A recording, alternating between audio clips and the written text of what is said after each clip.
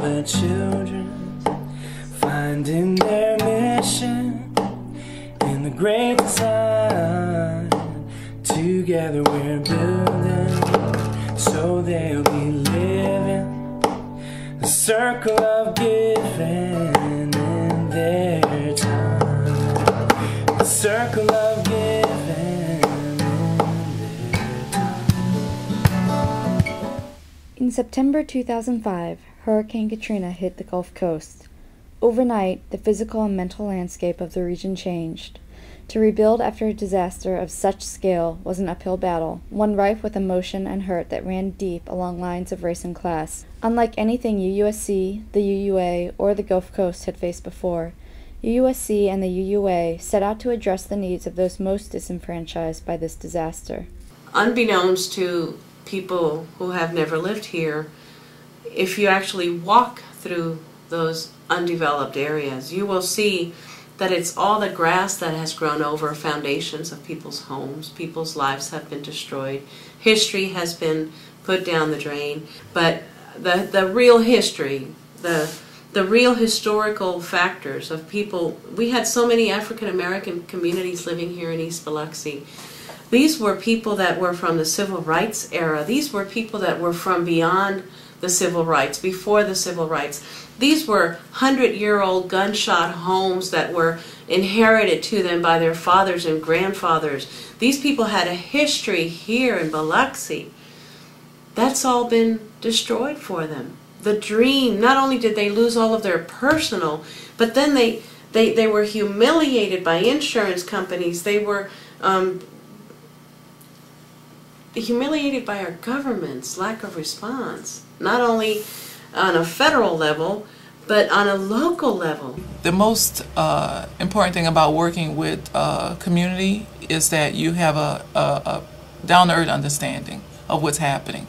Nina played a role, a unique role, because we're not only the board and the team that first started, that are still here, are from the lower Ninth Ward, so we were directly impacted. We had personal issues that we were struggling with while we were helping to get other families and our neighbors back home. So I think a unique role that was played by Nina was to connect. The conversations was from a different, just a whole different level, at a whole different level. The planning was taking place of how communities would come back. But at the same time, the conversations weren't taking place with many of the residents.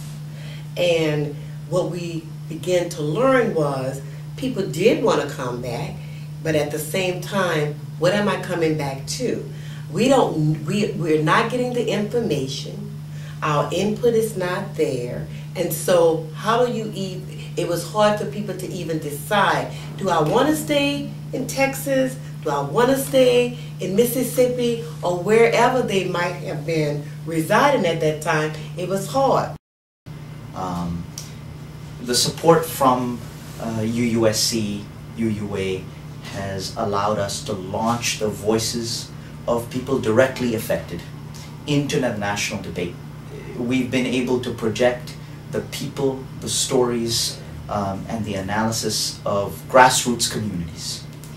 And we've been able to launch those voices into a national debate that excluded them. It's always important to talk about why New Orleans is not a toss-away city. Somebody said we're the soul of the country. It's a place of neighborhoods still, in spite of they're being broken up by this flooding. That's one of the things that makes it special. And the other thing is, the people of New Orleans are simply more attached to place than most other people are. Many people say, well, you know it's low land, you know you're in danger of flooding again. Why are you coming back? Why do you want to live here? But because of that attachment to place, and the sociocultural fabric of New Orleans. Native New Orleanians are going to do everything they can to come back home. And no one should underestimate their resilience in that effort. I have a vision